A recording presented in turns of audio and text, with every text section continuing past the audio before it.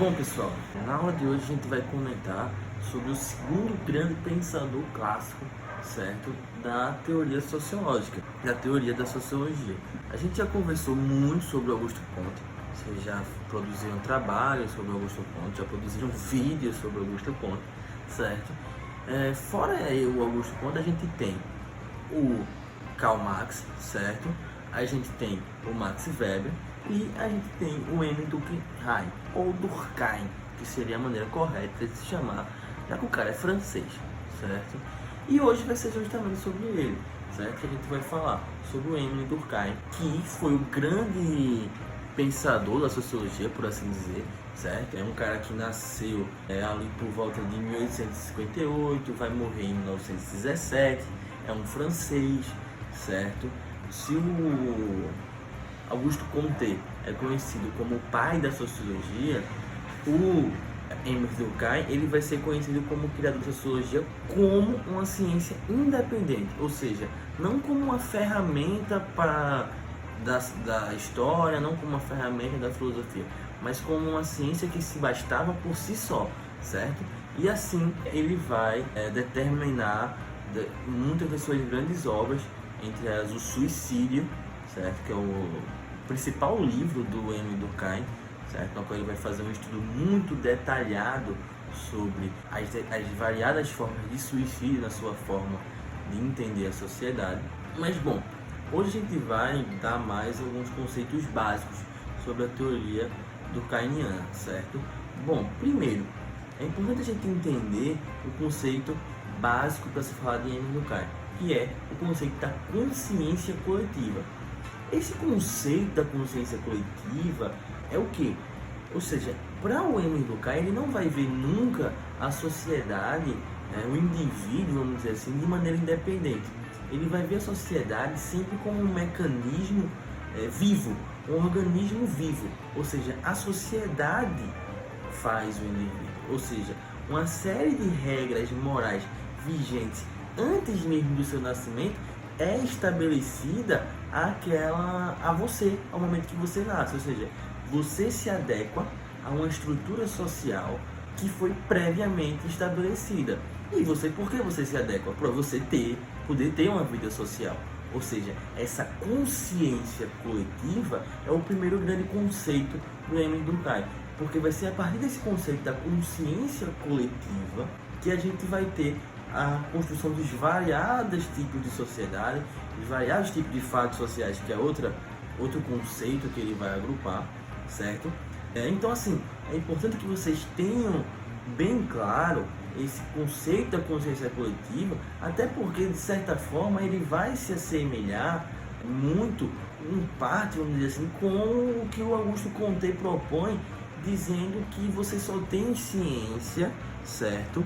Você só tem sociologia, você só tem conhecimento sendo assim, a partir da ciência. Ou seja, a única forma de se adquirir conhecimento é a partir da forma bruta, a partir da forma científica. Então, a partir desse princípio, vai ser que o Durkheim vai estabelecer o conceito de consciência coletiva, na qual ele vai dizer, em base, certo? Resumindo, que a sociedade faz o indivíduo, certo? Que você não tem um indivíduo de forma independente. Você tem, na verdade, um organismo vivo que rege, que estrutura a maioria das suas ações, certo? Bom, um outro conceito que a gente vai trabalhar hoje, é claro que a gente vai trabalhar todos os conceitos do Emile Durkheim hoje, certo? Mas a princípio, o que eu quero que vocês saibam, ele vai falar você falar de Emile Durkheim e não falar sobre isso é impossível, que é o conceito do fato social. É a principal contribuição que o Emile Durkheim tem para a sociologia. Vai ser no fato social, que inclusive tem diferentes tipos de fatos sociais, que ele vai estabelecer o que é a sociologia de fato, certo? Ele vai colocar nada mais, nada menos o fato social como o principal objeto de estudo de sociologia. Ou seja, você é sociólogo para analisar um fato. E é importante que você se coloque para analisar aquele fato de forma neutra, certo? Ou seja, você tem que se colocar em uma posição de neutralidade em relação àquele fato. Por exemplo, eu não posso, segundo Emile Durkheim, estudar um fato social como a escravidão, como o racismo, por exemplo, se eu for uma pessoa que eu sofro com isso, porque eu não estaria diante da neutralidade necessária para me colocar dentro daquele fato. Bom, então a gente sempre vê que é uma forma muito dura, uma forma muito bruta de se fazer ciência, uma forma muito bruta de se estudar a sociedade. Assim como era com Augusto Comte, certo? Ele não se difere muito disso em relação ao Comte. Bom, então o que são os fatos sociais de forma geral? São instrumentos sociais que vão se caracterizar segundo o Augusto Comte, não, segundo o Emile Durkheim, em 3 fatos, certo? Em 3 características. Eu passo a ter um fato social se eles se enquadrarem nessas questões.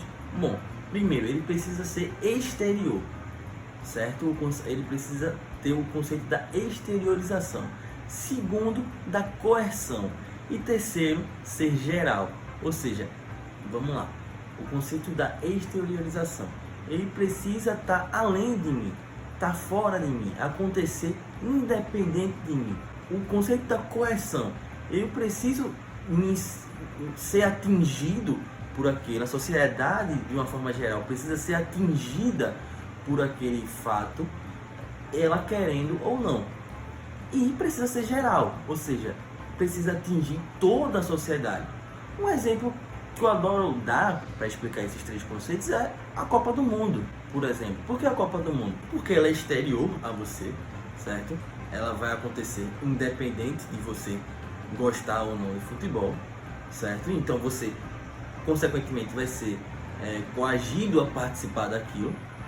Você não gosta de futebol, você não sabe nem qual é escalar o time do Brasil, mas você de alguma forma vai ser atingido, certo? Você vai ser, por exemplo, sua dinâmica de trabalho vai mudar, sua rotina vai mudar, as conversas que você tinha com sua família talvez mudem, provavelmente vão mudar, e ele é geral, certo? Ele atinge todas as pessoas da sociedade, certo? Então esses 3 conceitos bem simples é o que o Emile Durkheim vai dizer que faz isso ser um fato social. Quando o sociólogo, quando o cientista social vai lá investigar e caracterizar se aquilo é ou não é um fato social, ele deve encaixar esse fato social nessas 3 características: exteriorização, correção e geral. Ou seja, ele precisa ter essas 3 características para aí sim ser um fato social. Bom, ele vai dividir o fato social em 2 características. Primeiro, o fato social normal, certo? Que é um fato social que já está generalizado na sociedade, ou seja, desempenha alguma função que acontece de forma natural já na sociedade. Por exemplo, um fato social normal, a gente pode citar as brigas de torcida organizada. Normal? A briga de torcida organizada é um fato social normal? No conceito, na visão do Emile Durkheim, seria sim.